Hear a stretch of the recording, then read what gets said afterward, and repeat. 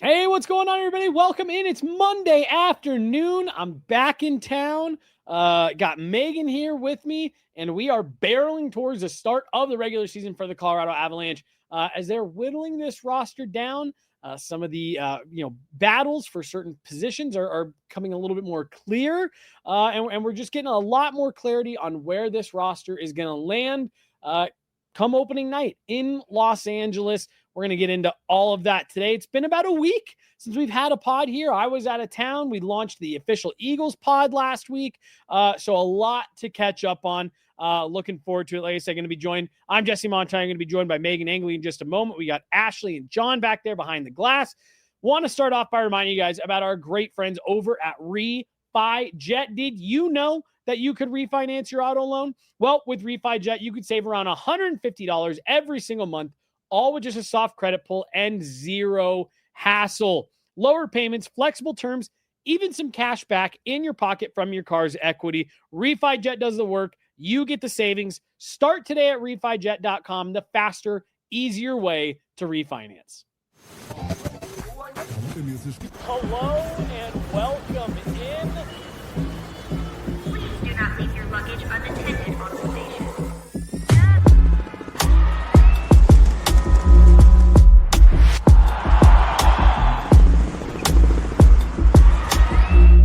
Welcome to the show.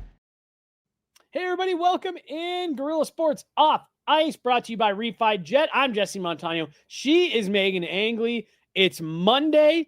Megan, how the heck are you? Nice weather over the weekend, and we're fully into to camp here, down to one group. How are you doing?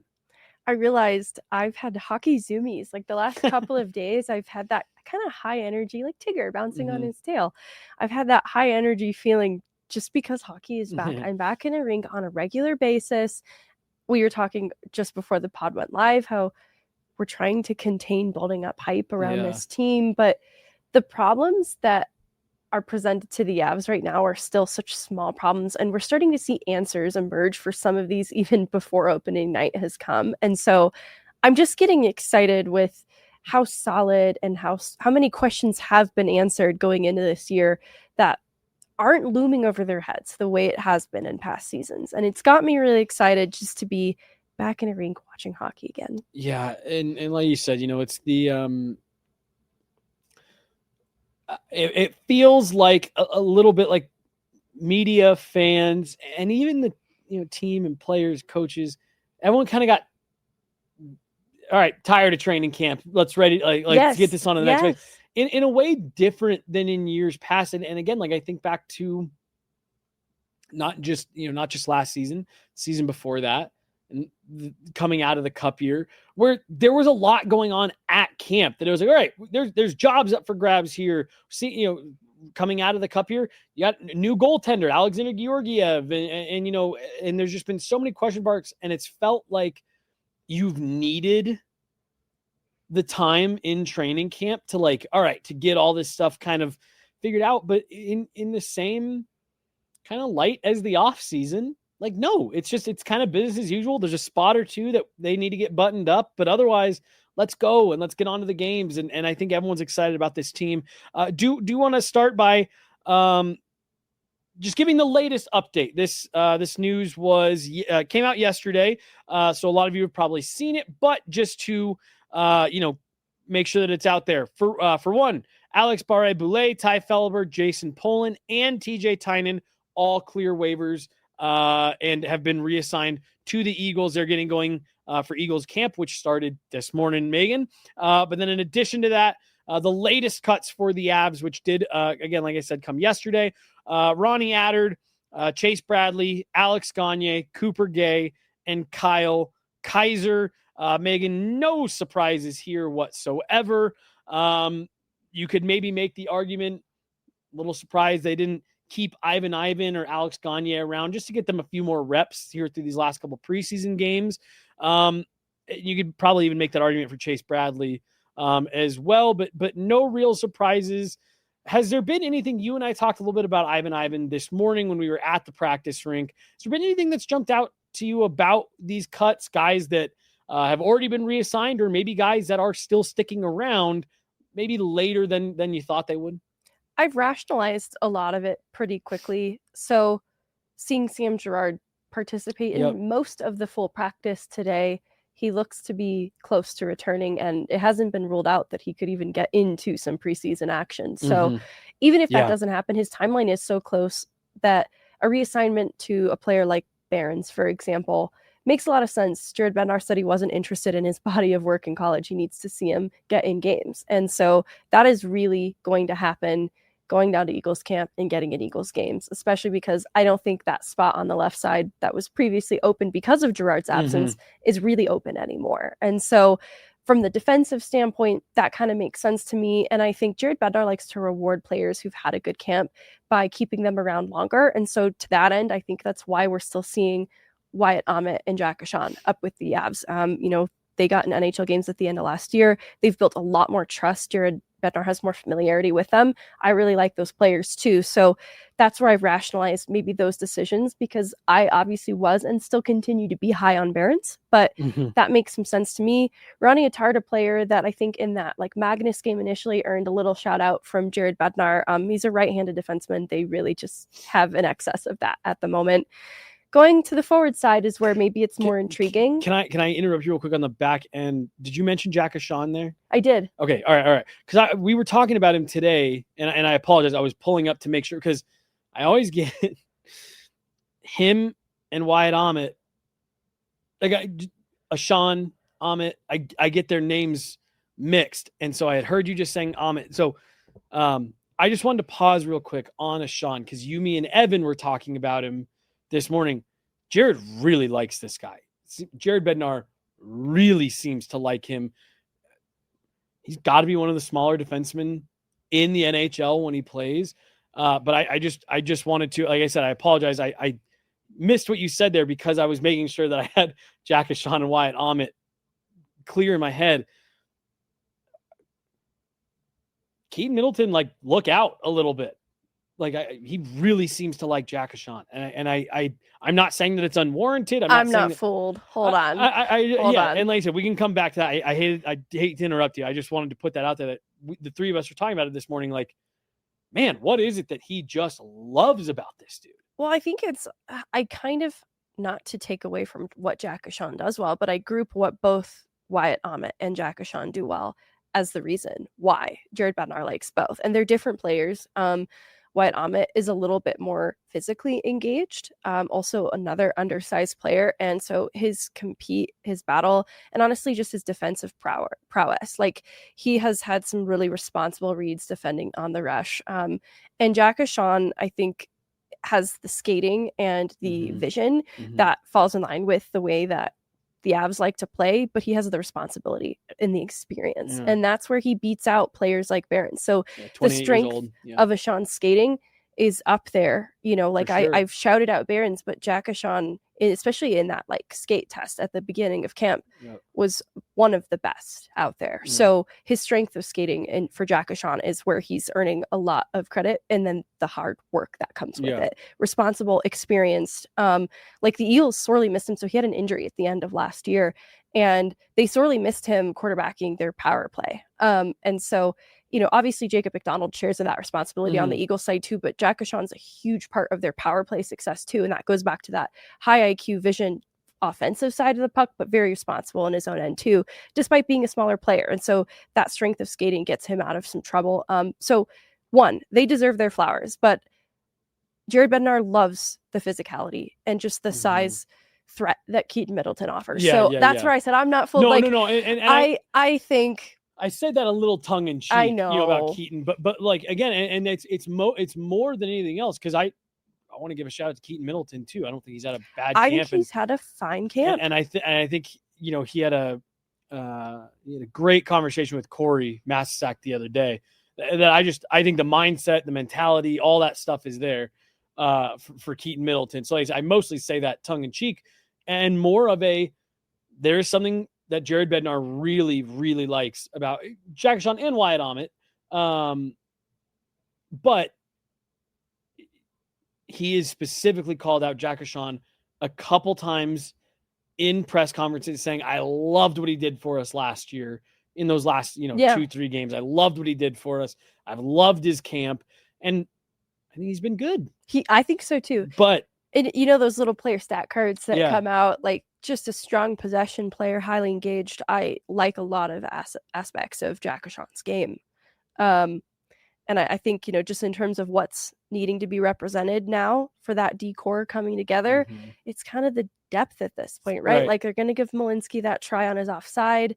It's unclear. It kind of seems like it might be Burns, Malinsky, and then Keaton, Middleton, Manson. I'm not really sure. And maybe, so that's the thing, is they've had a Sean with Manson at times. So I'm not sure if they just kind of want to give this a look that what a Sean adds to a player like Manson's game is different than from what Middleton will add. Like maybe they'll find that physicality to be well represented between Burns and Manson, that they like that a Sean offers something different. I don't know. I won't get too in the weeds on that. And again, with Jared telling us yesterday that, the goal is still for Sam Girard to be ready for opening day. He participated in practice today, didn't skate the whole practice with the group. So to your point of them playing a Sean with Manson, I don't know. Maybe that's what Jared's saying is, well, if Sammy can't go, we're going to go with Jack.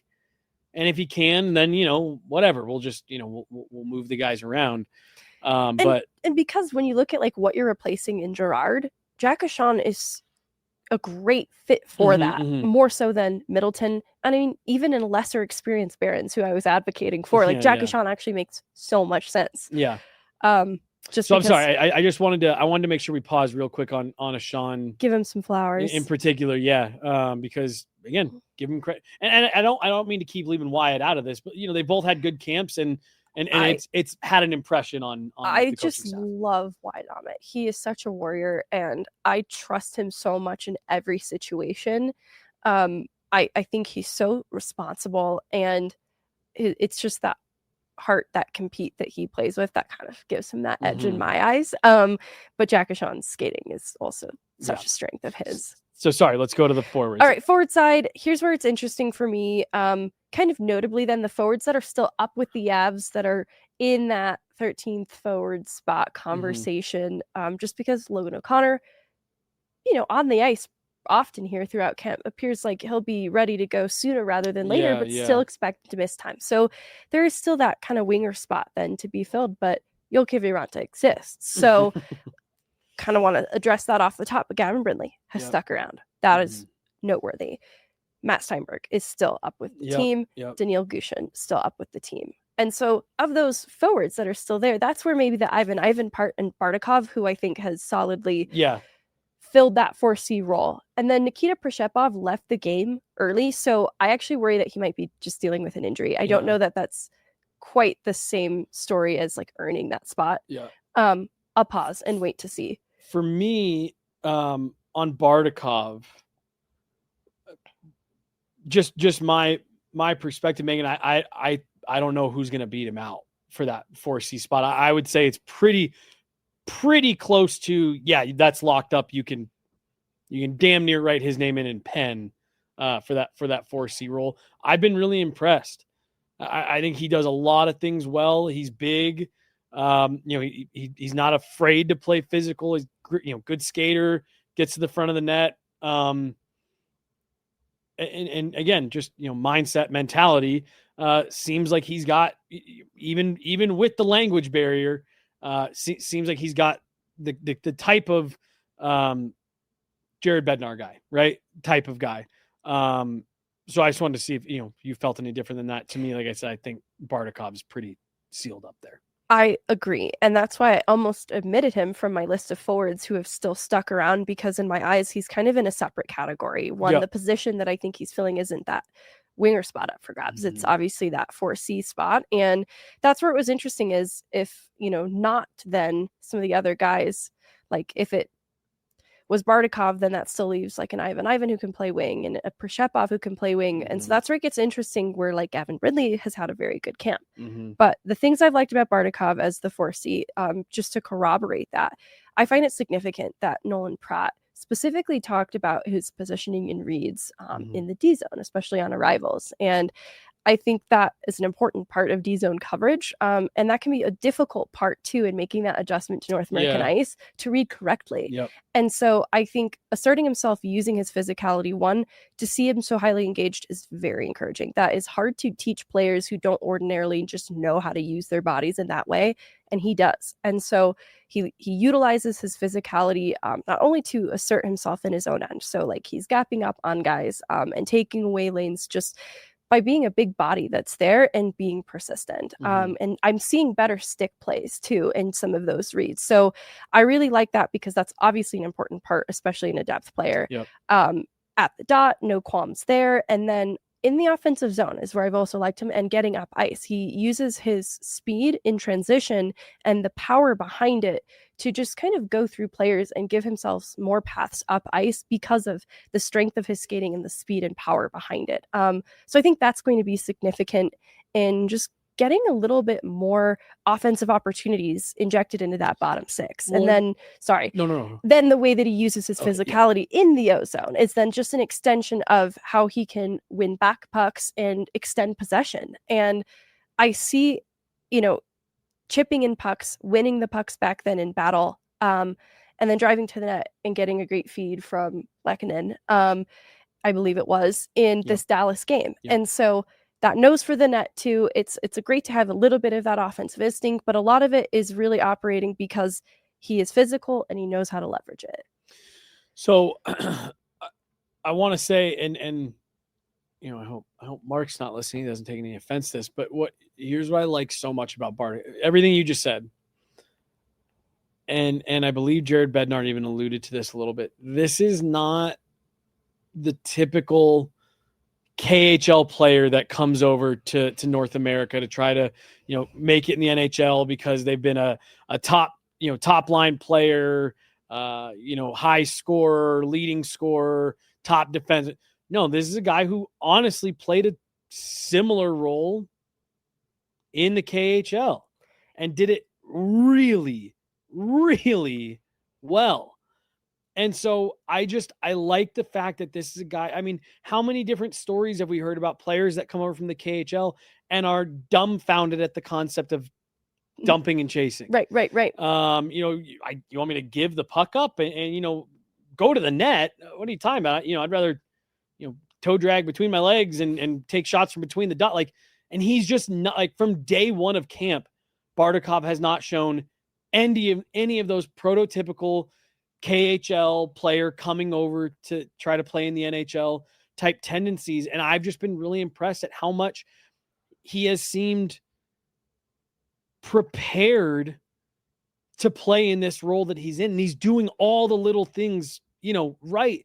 Even with the language barrier and all that. And I loved the quote from Jared Bednar of, sometimes he'll be doing something in the drill will go the other way and he'll stand there and we'll have to point and he gets it. And then he go I love the fact that a guy like Bardakov, there's a million different things that he could take as an excuse for why he, maybe wouldn't have a good camp. He hasn't taken any of them. And I think he's been wildly effective and impactful in what you can take out of preseason and training camp. Well, the engagement. There are so many sweaty boys this season. So many sweaty boys. So right, vaguely sober. $1.99 to. He's Team Wet. Yes. Correctly point out the sweaty boys. Sweaty boy season is going to be so good, you guys. They've got Calder Cup ambitions. The depth is an interesting part of this. There's so many sweaty boys. They desperately need a 43-degree hockey bag. They definitely need a 43-degree hockey bag. Bad. You were saying? I use the word highly engaged or hyphenated word on purpose because this has been sometimes an issue with KHL players in the past, and I don't want to box them in. But what is interesting is you have the high skill players who play in a top six role on their KHL team come over, and that toolkit doesn't always translate because they're trying to go for the skill play. Mm-hmm. And what I like is Bardakov played in a top six role, but did all of these, I call them blue collar things. And it's translated so well because one, he was still taking on top matchups. Mm-hmm. And so he had to be very astute on the defensive side of the puck in defending against top matchups. Yep. But there's still room for the high skill plays in that role as well. And so he just came ready-made to be a Jared Bednar guy. Yep. And I think the reads are getting better game by game as he's adjusting to the pace. And so I just wanted to corroborate what you're saying, affirm it, because it's so important. And that's why I like him for 4C. Like it's his job. It's his role. Well, and he's also a guy that like still a little bit, a little bit on the younger side. Like you can dream on him a little bit. He could maybe be a 3C down the line. But I agree with you. I think he's a picture perfect 4C right now for this group. Which leaves that wing spot then, right? Like, okay, Joel Kiviranta exists. The trust that he has with Bednar and the significance he has on the penalty kill, that's all really, really important. So I'm not necessarily sure I see someone swooping in and taking that opportunity away from him. But if he's an agreeable guy and there is maybe option to see a player like Gavin Brindley, who's had a very strong camp, inject a little offense into the Avs bottom six at the start of the season, I find it intriguing because what Brindley has offered offensively is different from the other players. That's where he is fully separated. And I go back to the play driving Toyota RAV4, that it is born from hard work. It reminds me so much of Artturi Lehkonen in terms of, one, his vision on the ice, just kind of the nose for the net instinct and how he leverages his strength of skating to get to the dangerous areas and in and out of trouble. And he's fully committed on both ends. And so I think that high motor that we've talked about so much has endeared him to Jared Bednar. And it's not just that he tries so hard. He's effective. So in these games where maybe they've been trailing a little bit or slow to create chances, it is Gavin Brindley at the forefront of creating offensive chances for the Avs and eventually capitalizing on them. And so that is worth noting, that no matter who he's been paired with, like at one point, he was on a power play unit with Cale Makar. So that certainly makes life a little bit easier.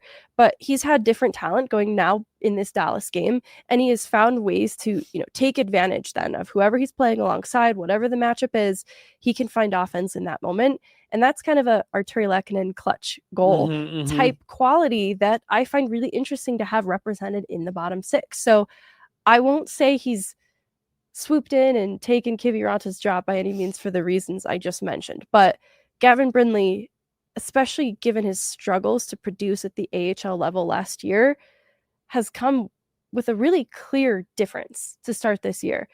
At least in preseason, he is not having a hard time putting the puck in the back of the net.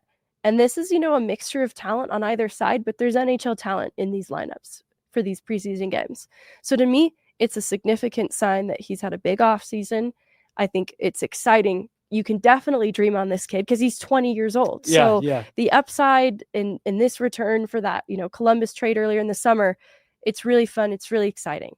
Well, and Megan, because I said to you this morning, I said, I'd have to imagine if you're Gavin Brindley, it'd be hard to feel better about the camp that you've had so far. Going all the way back to the rookie tournament where he was effective from the first game. That said, he has to beat out Joel Kiviranta to get a spot. They're such different players, right? Right. If Gavin Brindley spent more time killing penalties up in Loveland and kind of primed himself to be that kind of a role player, then we're having a different conversation, but that's going to take some time. But right now you are, and I'm going to move this around to reflect a little bit closer to what it was today. Right now, here's what you're looking at as lines 1 through 4 for the Avalanche, as it stands right now. Lehkonen with MacKinnon and Necas, Landeskog with Nelson and Nichushkin, Colton with Drury and Olofsson, Kelly with Bardakov and Kiviranta. And then you've got OC coming back into the fold, at some point in the first month and a half. Like I said, you have to beat one of those guys out. And I do think that Gavin Brindley has at least put himself in the room of maybe you can get a 13th forward spot coming, going into night one, and maybe on that, that little 2-game homestand they have, right? That first weekend, maybe you can get in a game. And I think he's played his way in at least to that conversation. Totally. Now, I do hesitate a bit. I don't know if I'm Jared Bednar, how much and for how long I want him sticking around being the 13th forward. That's a guy I want playing. Yeah, I don't want him sitting in a press box. No. So, like, if you have an agreeable Kivy who maybe sits out a couple games, and that's where I don't know if that's realistic at all. Bottom line is Gavin Brindley is 20 years old and needs to be playing hockey. Right.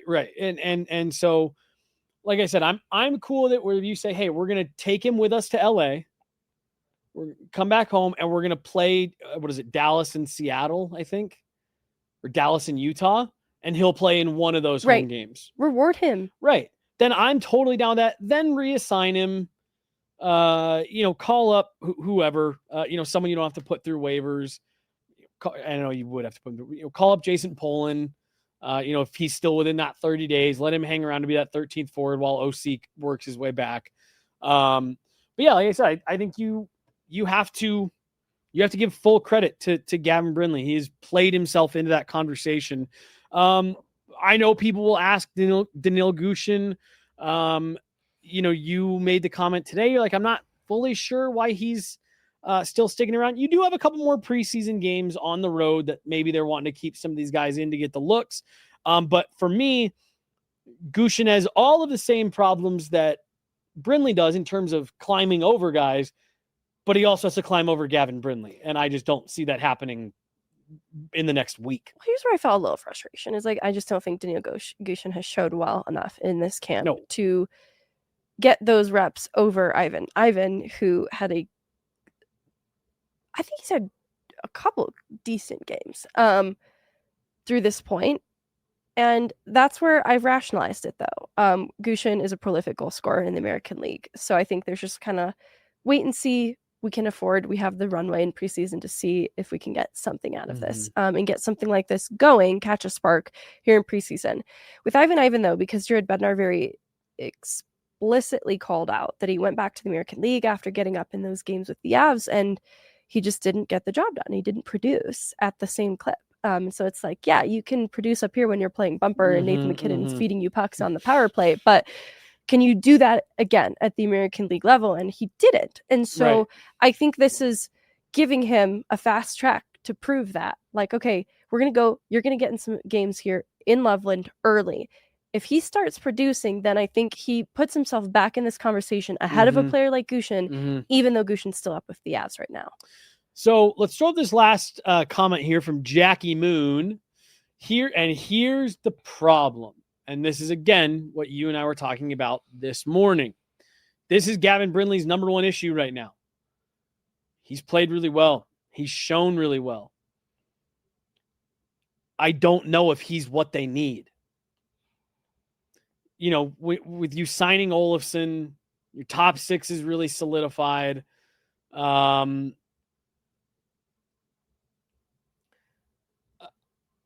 I think he might also be fighting a little bit of a battle of where do I fit on this Avs roster? Because if you're going to, try to play him with maybe some more skill guys, then okay, then you probably need to slide Ross to the middle and play him with Colton and Olofsson. And then you would need to drop Drury down to 4C. And then what does that mean for Bardakov? And how do all these other guys fit? And I just think that might be Gavin Brindley's biggest hurdle to try to get over right now, more than anything else, is there room for you in the way that you play in, what the Avs need and what the Avs are looking for? And I don't know, that's up to him to be able to adapt his game to say, no, I can be effective anywhere. But you'd hate to see him get dropped in somewhere, not being set up to be successful. I think what's interesting is he's played with Ross Colton and Daniil Gushin on a line and Jason Megna and Gabriel Landeskog. But the goal he creates comes from a line of Ivan and Joel Kiviranta. And so I do think he's actually done more to demonstrate that he could play anywhere in the lineup. He just hasn't really been thrown into that situation, which is why I liked in the Magnus game that Ivan was kind of driving his own line on on a line of, great podcasting. Has Brindley been killing penalties while you're looking for this? Because that could be the other thing working against him here. So he has gotten some reps on the kill. And Ivan was Christian Humphreys and Ty Felber on that Magnus game. And I find that interesting because, that's where Ivan should be. And that's kind of what I want to see in Brindley then in these remaining preseason games is put him with depthier talent and see what he does. Because on a line with Ivan Jokic Uranta, he still found a goal, right? Like he wasn't needing Cale Makar to feed him on the power play, though that worked as well for him. And that's where I think he has more versatility than we've been able to see because he did spend a decent amount in the American League where there's a lot less consistency. And so I do think he's more versatile than we give him credit for, but we just have yet to really see him challenged in that depth role. So I want to see it, and I think he can do it. Well, and I'm sitting here, Megan, like you got to give the Avs front office some credit here. Not only do you, and yes, you had to give up Charlie Coyle, but he also wasn't here very long and whatever. But you turn Miles Wood into a 20-year-old Gavin Brindley that even if he's an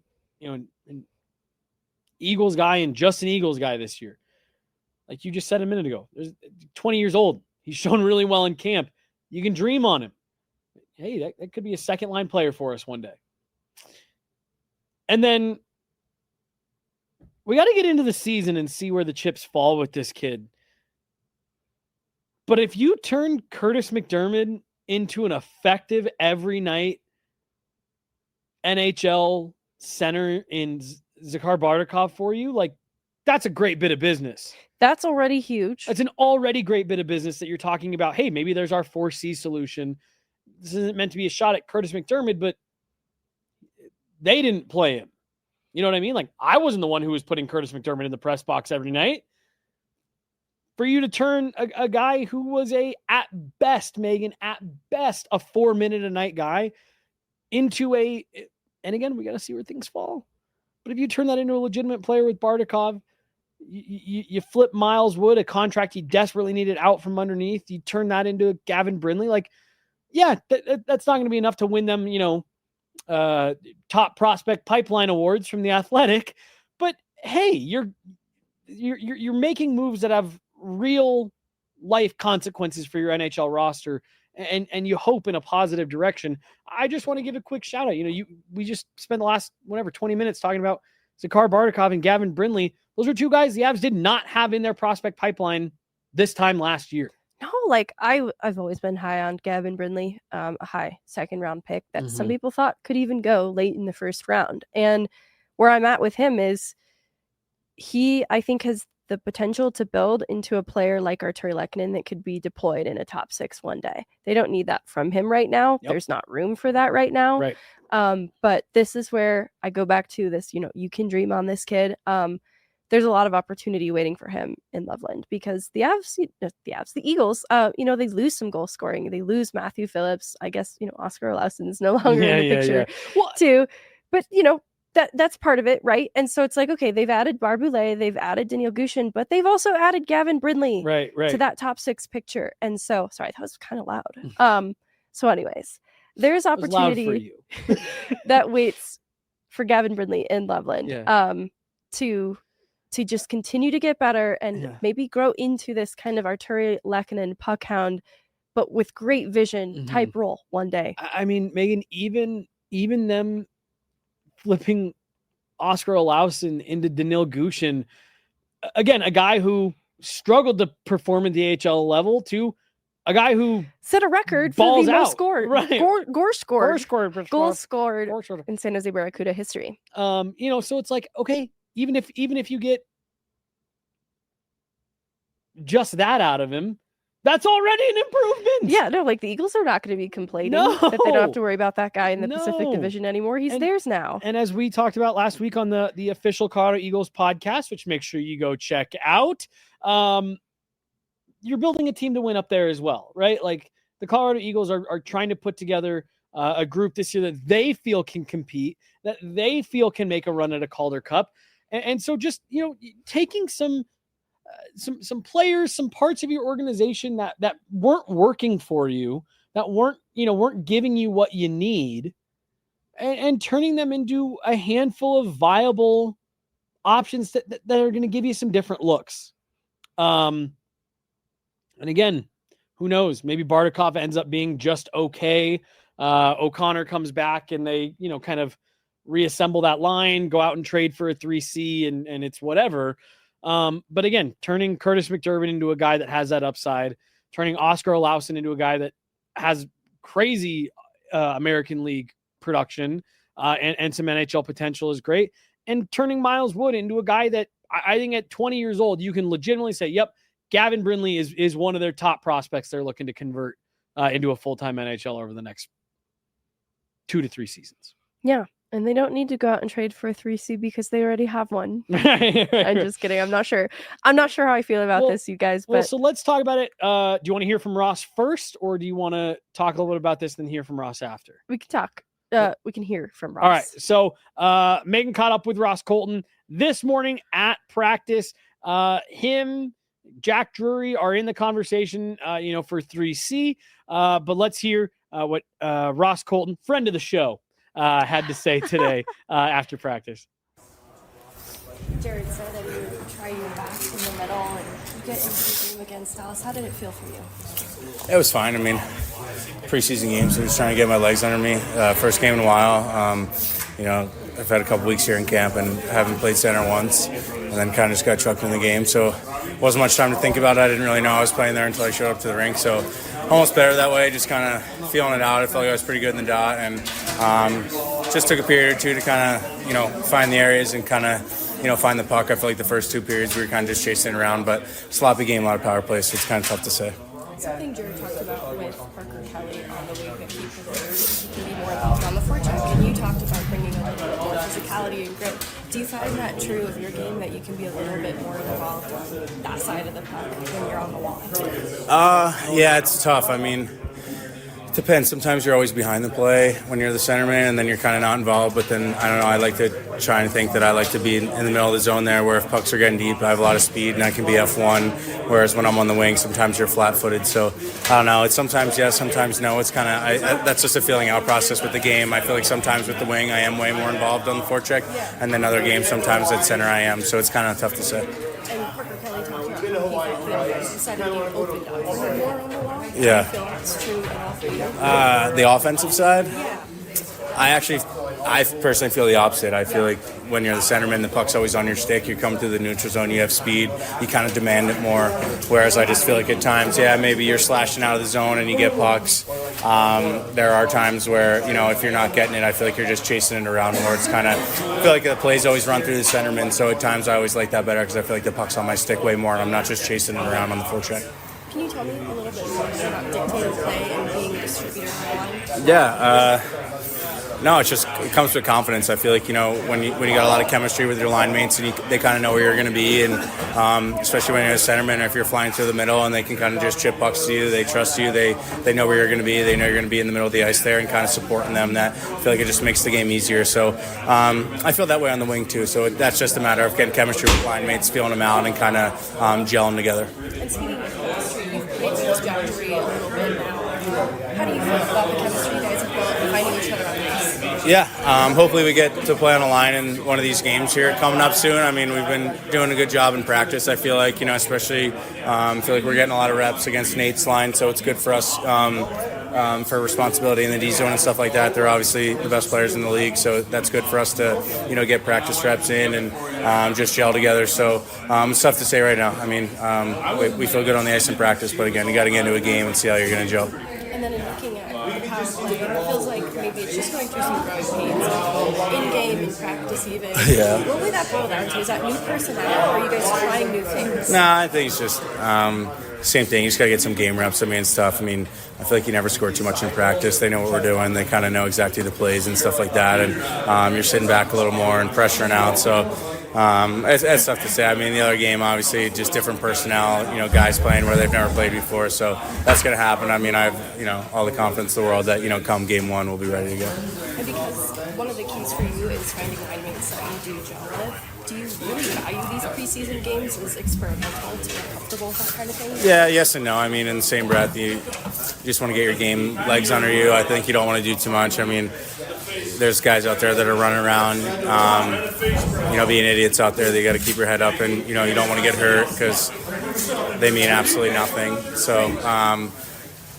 I don't know how I feel about preseason. I personally don't like them. I mean, I'd rather just practice hard, maybe playing one or two, and then let's get ready for regular season's long enough. So I just personally like it, like you said, to play with your line mates, so you're going to get some chemistry going, and then get your game legs. It's interesting there have been so many injuries in preseason. Yeah. Players across the league. Getting shorter. Yeah, definitely. What about the inter-squad scrimmaging? Yeah, I mean, then it's like then the competitiveness goes down. You're not going to obviously hit your teammates. So I don't know. I mean, what is there, like 6 or 7 right now? I mean, that's just like way too many. I mean, not that you're going to play in all of them, but I don't know.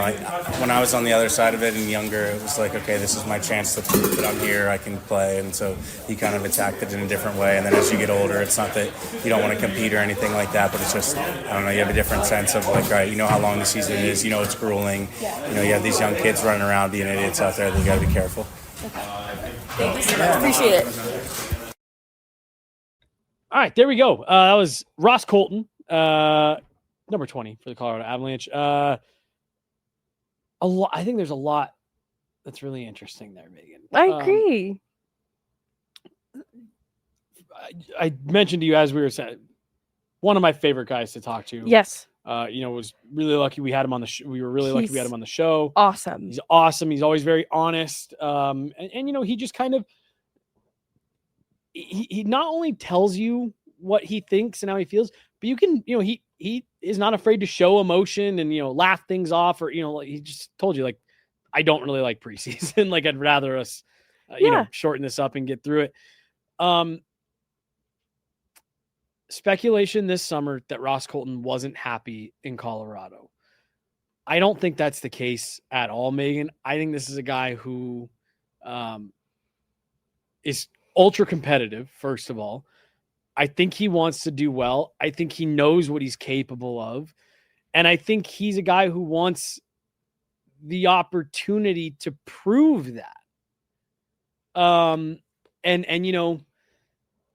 He talked with us about how he was getting those reps in with Nate and Mikko at the start of last year because of injury and all that stuff. And then, he came back and just wasn't really getting those opportunities. I don't think Ross Colton's a guy that's like, I should be playing on the top line with Nate. But I do think Ross is a guy who's like, no, I'm capable of doing a lot. And I can, exactly what he told you and I don't just want to be on a line that is just going out there to survive. Right. I want to contribute. I want to be involved, blah, blah, blah. And I think Ross is I think he wants a role. And I think he wants to get with his line mates that he's going to be with for this year and get to work and start trying to build an identity. And unfortunately, in the time that Ross Colton has been here, I just think that middle six has had an identity issue as a result of so many changing faces, so much uncertainty, call-ups, injuries, player assistance programs, just all kinds of stuff that I think it's been chaotic for Ross Colton in a way that I don't think anybody planned or thought it would be. And that's just a sense I get from him. Even when I sit there and listen to him, talk to you this morning, I hear the passion, I hear the drive, I hear the competitiveness and the will to win, all coming from a guy that's like, give me a shot, give me a fair shake here, and I'm going to do great things. Yeah. But they need to get in order what they're doing, not just with Ross Colton, Megan, but with that third line, the middle six in general.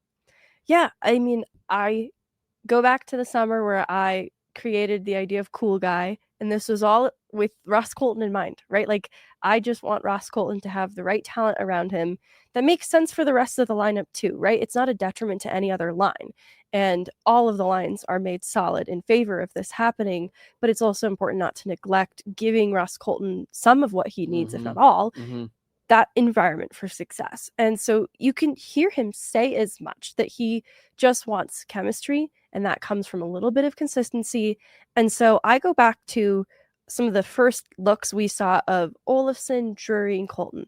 He even said to us in the locker room that after that first day, we were flying around out there. Mm-hmm. And there was that one day where almost every guy on that line had a goal in this drill setting. Yeah. And he's all smiles on the ice. So I kind of want to squash, too, this idea that he's not happy in Colorado. But there also is palpable frustration, too, with just kind of being thrown into that situation, playing center. We all knew it was coming. So it's like, that feels avoidable. This feels like a simple conversation. Like, he also said, though, he might have preferred not to have known too much in advance to overthink it too. So I think there's pros and cons to that part of it. But all that to say, he has yet to play in a preseason game with Drury and Olofsson. And so I get where Jared Bednar is coming from and wanting to experiment and get some different looks at Ross Colton with different players and Ross Colton back in the middle. But I think this will start to work itself out when he gets some consistency. And I think we'll feel a lot better about it, because I won't hide the fact that I think it should be Drury at 3C, Ross Colton, and Victor Olofsson. And that's where it gets tricky, is they obviously want to see what they have in Victor Olofsson too. So they're trying him in a top 6 role, which takes him away then from some of these looks in what could be this real third line come opening night. So once that starts to come together, though, more solidly, I think we'll see Ross Colton, the confidence, it's there, right? Like, the passion is there, but it needs to be supported. And especially if he's playing on the wing, like, I think that's good. Like, I think Ross Colton's been fine playing down the middle. I think he's good on the wall. Like, and so he said confidence, get him some consistency. And then, hey, look, if Jack Drury doesn't work out there, you get a month, 2 months in, and it's like, hey, this just isn't really cutting it. You can try other things. You can experiment with some stuff. But now, keep in mind, we still have a home preseason game, and I believe 2 road games. So, like, still some time here to get them some reps. But that's my outside looking in perspective on the Ross Colton things. I don't sense a guy who's unhappy with this situation, the team, anything like that. No. I think just frustrated with the circumstances that have kind of surrounded the position he's been in for 2 years. He comes here to be 3C. Ryan Johansson doesn't work out. He gets thrown into 2C role, top matchups. His first year getting adjusted to being a full-time NHL center, he's playing 2C at times. And I actually think he handled himself really well. But he's sort of been brought into chaos from the moment he joined. And so he even has talked about this, right? Like, there have been moments of consistency, like the Roaring 20s line when he got to play with OC and Wood. And then I kind of alluded to this in that Winnipeg series where he got Kivy and Wood and they found chemistry.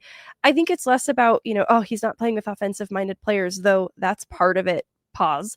But it's also just consistency, because I think I saw some of the best of Miles Wood, like, briefly playing with Charlie Coyle. It's like, wow, that's the Miles Wood that I kind of forgot was in there. But there were also really ugly shades of Miles Wood. This isn't to unnecessarily dunk on him. Where I'm going with this is consistency matters. Like, you can get the best version of certain players if the chemistry is right. And so consistency is going to be so important for Ross Colton here.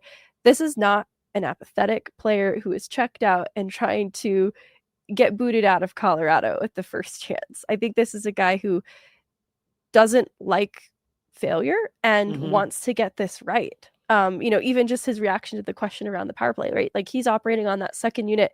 And I just don't think either of the units have really clicked just yet. And there's frustration on both sides. And that is because they care.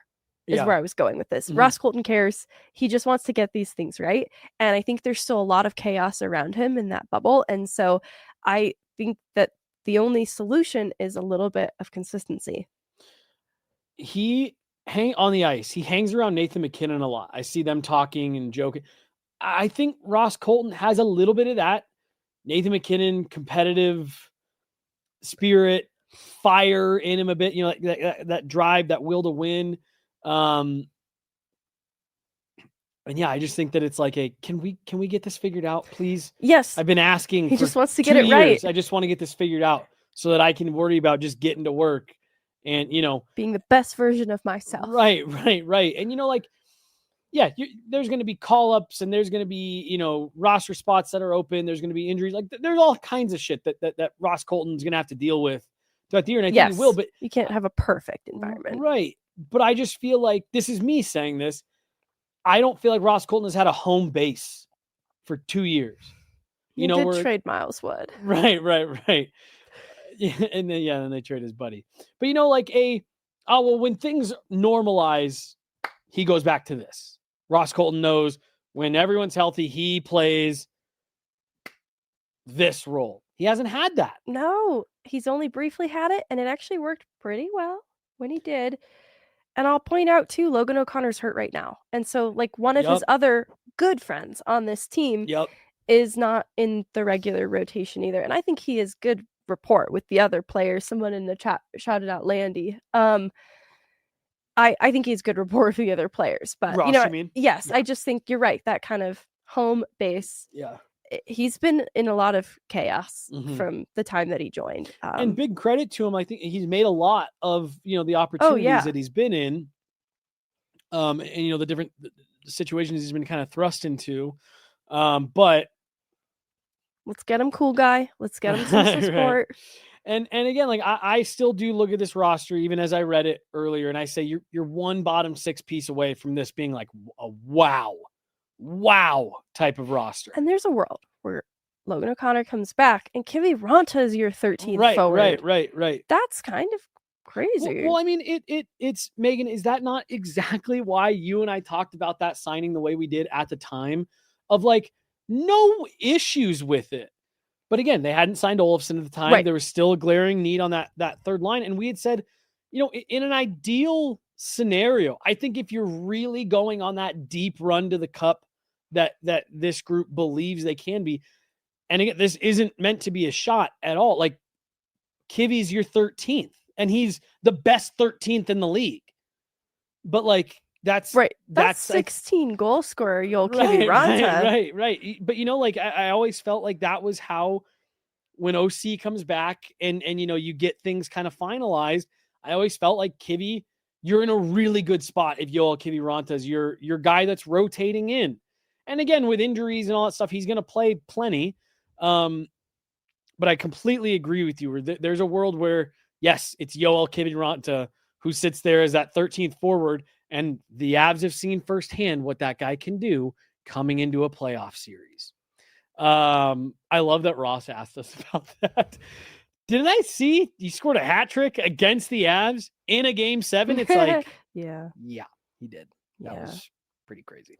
Kind of an anomaly. Kind of crazy. We should do that again.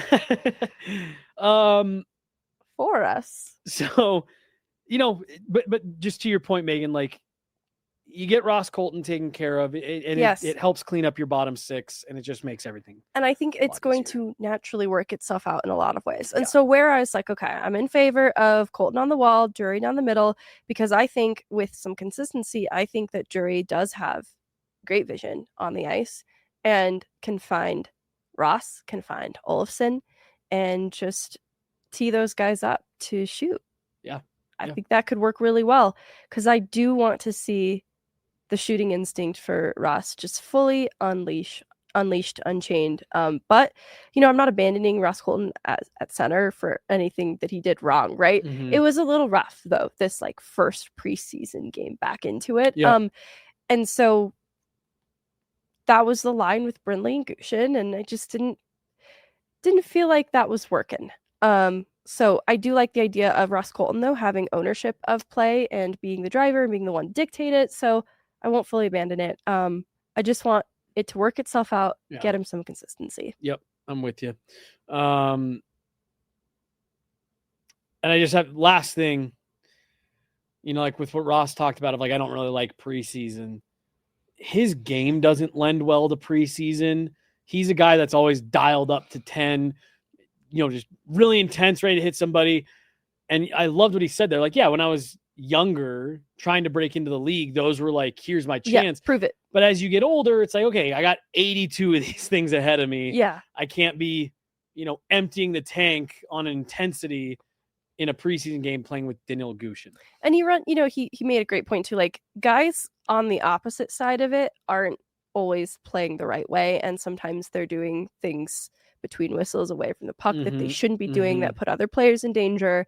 And so there's this risk factor of preseason games where I think guys are just a little more withholding than they would be in a regular season game because they're like, I don't want to needlessly get hurt. So I think some of that's Ross Colton, whose game would invite a lot of bad behavior, is like, I actually need to probably show some restraint so I don't invite bad behavior. So that one of these kids trying to, make a point doesn't come take a run. Doesn't do something stupid to me. Megan, let's end it with this. Question in the chat from our guy, Ethan Olvera. Ethan! Big shout out to Ethan. Came up, we chatted, both of us, I think, were able to chat with you at camp last week, and I owe you an email back, Ethan. As is with OC healthy, is this an untouched Cup roster? And I'm assuming what Ethan means is it can't be touched. Is this a roster that you could say we don't need to add anything else? Got it. Just as is, can it go? Got it. I imagine you are going to have similar answers here. Do you want to go first? Do you want me to go first? I want you to go first because I want to think about it. And mine's a little bit of a cop-out because it's going to start with, well, you have to wait and see a little bit. Lame. I know. But here's what I'll say. My answer is no, but I think it's a depth forward and a depth defenseman away. I'm nervous they're not going to like Sam Malinsky on his offside. Not because of anything he does wrong. I just don't think Jared in his heart will ever be really comfortable with like not offside, a true lefty. Yeah, on the left side. So anyways, no, I do think there's going to be like some retooling. I don't know what that looks like. I'm not saying he's going to get traded. Right. But I do think they're going to have to revisit the back end at some point. I just think that I don't think you're going to be lucky enough to hit on both Jack Drury as a 3C and Bardakov as a 4C. I think that you're going to want one player in there that's either a replacement for Bardakov or allows Jack Drury to slide back down to the fourth line. I just don't think you're going to get lucky enough to have both of those work out the exact way you want. And you guys, I'm going to be so grumpy if they have to give up draft capital. I know the prospect pool's pretty barren right now, but for a 3C is where I'm going with this because it just feels like each deadline this is a part of the lineup that they've had to address, and it's also hard to keep. It's kind of the lowest priority to keep between summers. And so anyways, I hope it's 4C that is the part of the lineup that they have to address. I hope they can just figure out 3C with Drury or Colton and not have to give up assets at yet another deadline, especially if it's something they can't continue to keep past this season as a more permanent 3C solution. So this is interesting because Drury is in a contract year. So like if this did work out. Well, so and this is why the 3C stuff, it feels like you do it every year because a really good 3C wants to get paid like a 2C. Yes. And they're typically not. Hello, Andrew Kopp. Hello, JT Compher. Even Roslovic still hasn't. Right. Yep. No, that's you're right. Crazy to me. And so, that's the problem with it is it's hard to pay 3Cs like 2Cs and build out the roster the way that you need it to. And that's why you get a Drury. Right. I'm actually going to take the super optimistic approach on Sam Malinsky. I think he's going to do great there. I think he's going to play on his off wall. I think they're going to like it. I think he's going to find ways to lean into it. I just think he's too well-rounded of a young player to just move on from because he's not a lefty. Well, that's my hope because they've invested a lot in him. And I think his name, has been whispered around like this past deadline. And I think the fact that he remained a part of this team is very significant. The sense I get around like the front office view of him too is they do view him as a really valuable investment. So I don't see them parting ways with him easily or necessarily at all. It's the Jared Bednar component. And I hope, Jared Bednar can maybe change my view of this, that I think he's just a little stuck in his ways on lefty righties. And it didn't work with Bowen Byram, but Byram was a different player, Very. like mentally, like how he had a lot of confidence, but also like lacked some trust in himself on his own offside. Yep. I don't think Malinsky thinks of it that much or like in that way. I think he has a lot of confidence in his game and how it's gotten him to this point and how he's surpassed expectation to get to this point. That my hope is, you're right, it'll win out in the end. I hope I'm wrong. And I think Sam Malinsky being such a strong skater and such a smart player, not that Bowen Byram wasn't a great skater, not that Bowen Byram isn't a smart, player at times. I just think it's different. Sam Malinsky's a guy that he had to be a smart player to get here. Bowen Byram obviously has the skill that pops off the ice, draft pedigree, all that stuff. Just like you said, they're just different players. As we talk about it, because Sean Durzi was a guy he talked about, and he's a righty who can sometimes play on his left. Like if that can be even a calling card that just he builds out into his game, like Sean Durzi, it makes him just more extremely valuable. And if maybe the Avs, like as an organization or from a coaching perspective, can see, like Sean Durzi can do this, like Heiskanen, obviously it's different, but he can play on his offside too. Right. Then this is definitely a thing that can happen. Well, and not only that, but like you only have Brent Burns for a year, more than likely. Right. That's the other thing too, is he might not need to play on his offside for this So season. It's like, can you be Sean Durzi passable for a year? And then, and also, by the way, if we get an injury to one of our righties, I just think it would be, and not that I have any inkling that this is what they're talking about, but I just think it would be silly to not do what you have to hold on to Sam Malinsky because he doesn't exactly fit what is needed right at this exact moment. Yeah, and honestly, with the availability of Manson sometimes up in the air, right. I view it less as them moving on from Malinsky, but rather maybe solidifying a more permanent left side option and then finding Malinsky his spots as needed. Anything else for today? That should probably do it. That's going to do it. Guys, we have a jam-packed day in the studio for tomorrow. So we're actually going to slide our show. We're gonna give everyone in the studio a little bit of a breather. I believe we got 5 live shows going out tomorrow, Megan, here at Guerilla Sports. So you and I said, you know what? We'll bow out of our 1:30 spot to give John a quick second to catch his breath. That's why we went a little long today. We went a little bit long today, but that's gonna do it. We will still be back 3 shows this week. We may do one of them remote as we figure out what kind of we're doing here as we head into the end of the week. But that's going to do it. She's Meghan Angley. I'm Jesse Montano. Got Ashley behind the glass today. Thank you guys so much for tuning in. We'll be back here at some point in the next couple of days. Avs are racing towards the start of the regular season. We'll talk to you later. See ya.